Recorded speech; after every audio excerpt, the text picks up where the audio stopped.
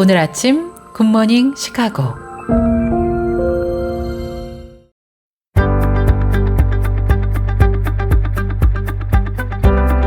청취자 여러분 안녕하십니까? 10월 20일 월요일 KCBS 굿모닝 시카고 시작합니다.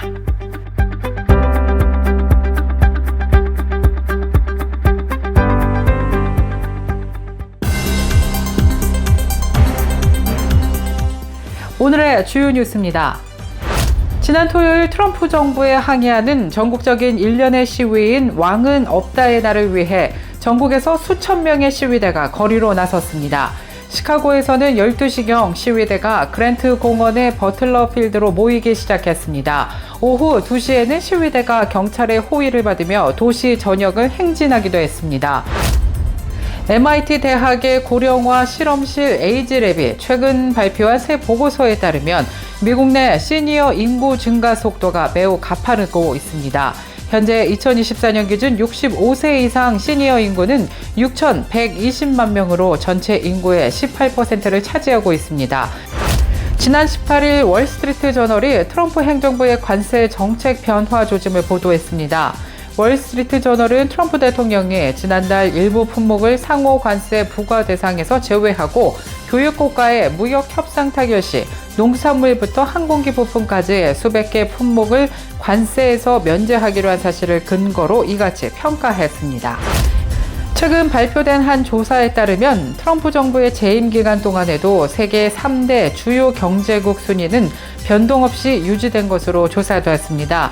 순위는 1위 미국, 2위 중국, 3위 독일 순이며 전문가들은 이러한 결과가 글로벌 경기 흐름과 환율 변동에 각국 경제에 미치는 직접적인 영향력을 보여준다라고 분석했습니다. 시카고 교역자 협의회가 바쁜 목회 사역으로 지친 시카고 지역의 목회자와 사모들을 위해 특별한 재충전의 시간을 마련할 예정입니다. 최근 발표된 한 새로운 보고서에 따르면 정기적으로 교회에 출석하는 미국 성인들 사이에서 생명의 존엄성과 가정의 정의에 대한 전통적인 성경적 관점이 급격하게 악화되고 있는 것으로 조사되었습니다. 미 전역에서 기독교 신앙의 자유를 수호하는 움직임이 확산되고 있는 가운데 버몬트주에 있는 미드 버몬트 크리스천 고등학교가 트랜스젠더 선수와의 경기 거부로 인해 주 체육협회에서 퇴출당했던 처분에 대해 승소했다는 소식이 전해졌습니다. 이 승리는 신앙의 자유 회복을 보여주는 중요한 판결로 평가받고 있습니다. 이상 오늘의 주요 뉴스 전해드렸습니다. 첫 소식입니다. 지난 토요일 트럼프 정부에 항의하는 전국적인 일련의 시위인 왕은 없다의 날을 위해 전국에서 수천 명의 시위대가 거리로 나섰습니다. 시카고에서는 12시경 시위대가 그랜트 공원의 버틀러 필드로 모이기 시작했습니다. 오후 2시에는 시위대가 경찰의 호위를 받으며 도시 전역을 행진하기도 했습니다. 이는 최근 시카고에서 열린 시위 중 가장 큰 규모였으며 10만 명 이상의 시위대가 모인 것으로 추정되고 있습니다. 시 당국은 6월 14일에 열린 첫 번째 시카고의 왕은 없다 시위에는 15,000여 명이 참석했다고 추정했지만 주최 측은 그 주장에 이의를 제기하며 실제 참석 인원은 더 많았다고 주장했습니다. 시카고 시위 주최 측은 왕은 없다의 날의 목적은 그들의 불법적이고 불필요한 이웃에 대한 공격이라고 부르는 것에 반대하는 것이라고 밝혔습니다. 9월 초 시카고 지역에서 미드웨이 블리츠 작전이 시작된 이후 연방 요원들은 1,500명 이상을 구금했습니다. 이민세관 집행국과 국경 순찰대 요원들은 시카고 지역에서 시위대에 충돌했고 때로는 최루탄과 페퍼볼을 사용하기도 했습니다. 브랜든 존슨 시카고 시장은 우리 시에 군대를 원하지 않습니다라면서 우리 시가 점령되는 것을 허용하지 않을 것이라고 말했습니다. 제이비 프리츠커 일리노이 주지사도 사람들은 오늘 우리의 헌법적 권리와 경제적 자유를 옹호하기 위해 여기에 모였으며 이것이 바로 저항의 모습이라고 밝혔습니다.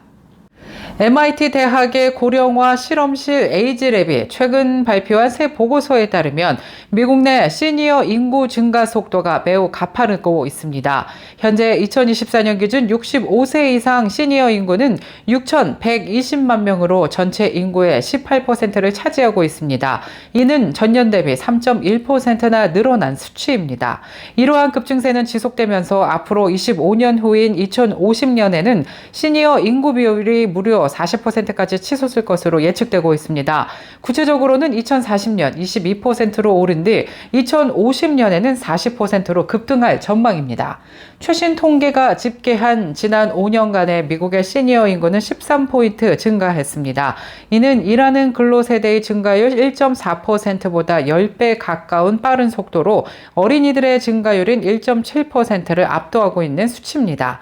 이러한 현상은 7,600만 명에 달하는 베이비 부머 세대가 계속해서 은퇴 연령에 진입하고 수명이 길어지고 있는 추세 때문으로 분석되고 있습니다. 특히 2025년 올해는 피크 65로 불리며 하루에 11,400명이나 65세가 되는 시니어 인구 진입이 가장 많은 해가 될 것으로 예상되고 있습니다.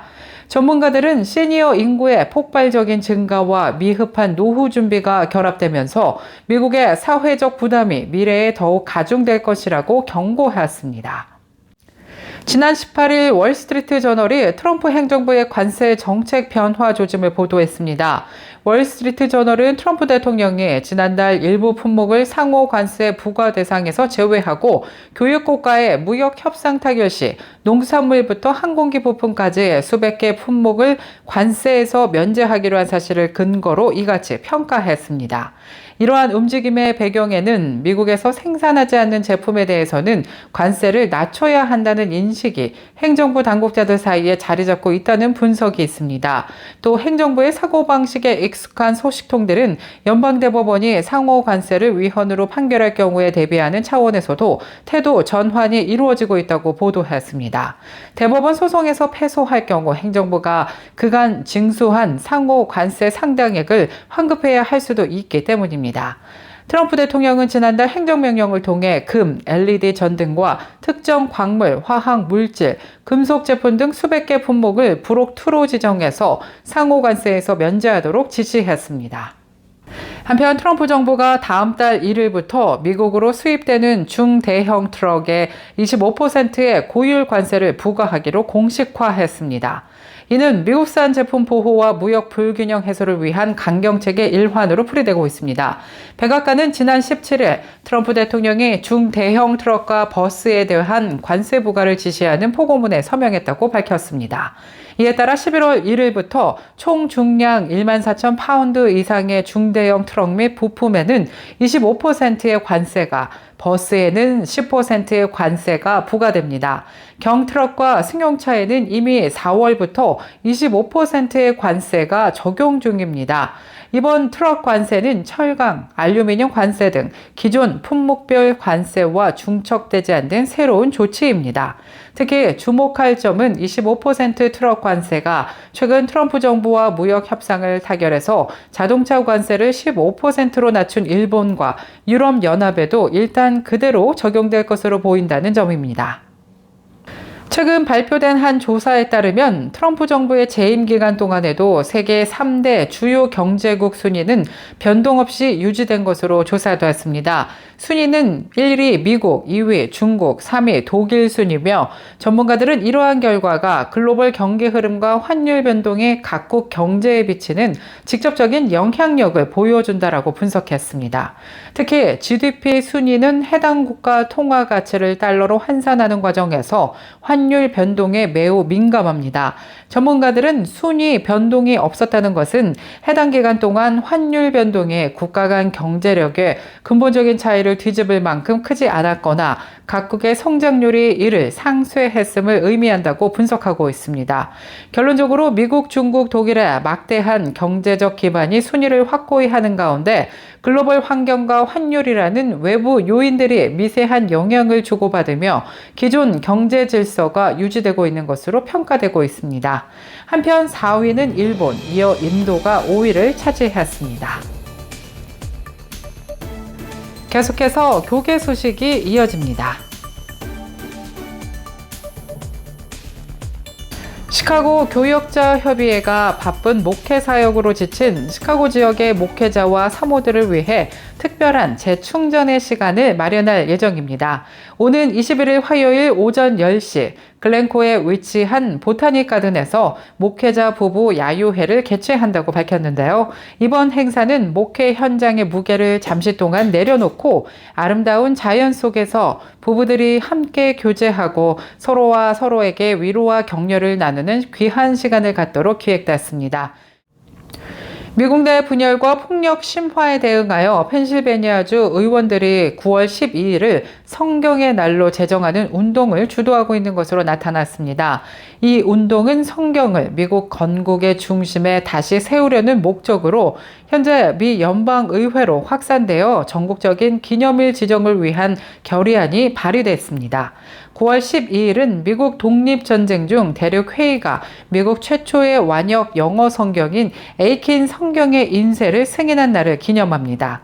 주도 의원들은 이것이 선악의 싸움이며 성경을 회복하는 성경혁명의 때라고 강조하며 성경이 국가의 도덕적 토대라고 주장했습니다. 최근 발표된 한 새로운 보고서에 따르면 정기적으로 교회에 출석하는 미국 성인들 사이에서 생명의 존엄성과 가정의 정의에 대한 전통적인 성경적 관점이 급격하게 악화되고 있는 것으로 조사되었습니다.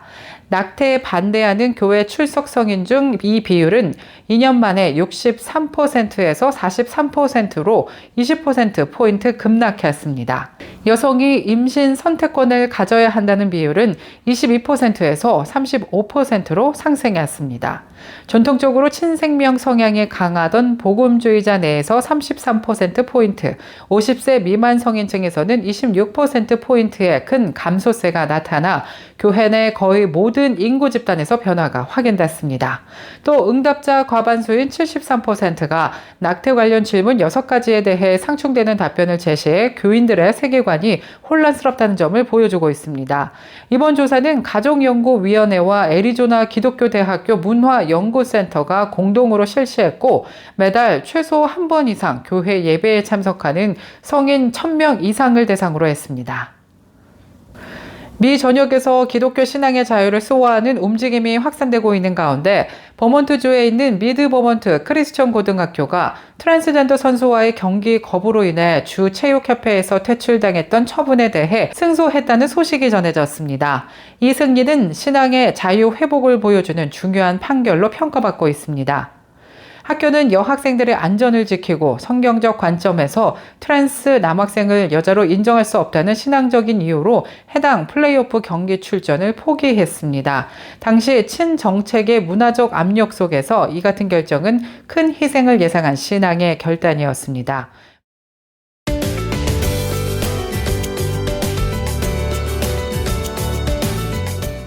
KCBS 날씨 정보입니다. 월요일인 오늘은 하루 종일 맑고 화창한 날씨 이어질 전망입니다. 그러나 늦은 밤부터는 곳곳에 비 소식 예보됐습니다.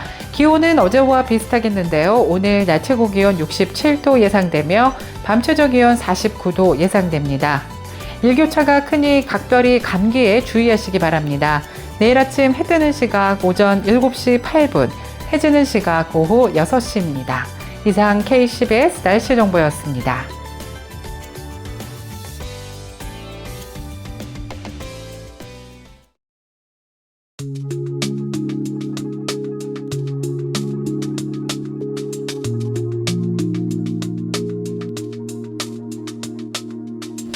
월요일에 전해드린 굿모닝 시카고 뉴스를 마치겠습니다. 지금까지 진행의 아나운서 유정임이었고요.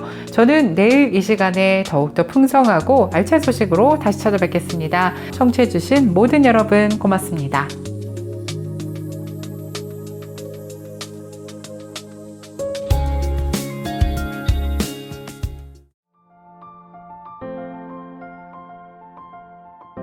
굿모닝 시카고 뉴스는 삶을 마무리하는 순간을 여러분과 함께합니다. 가장 저렴한 비용과 신뢰를 바탕으로 정성을 다하는 줄리심 장의사, 최신 학문과 기술 연마를 통해 최상의 치료로 보답하는 김강수 치과, 모든 보험을 원스톱으로 해결해드립니다. 한인사회를 위한 박상화 종합보험, 최고의 상품으로 소비자의 행복을 책임지는 영신건강 제공으로 함께합니다.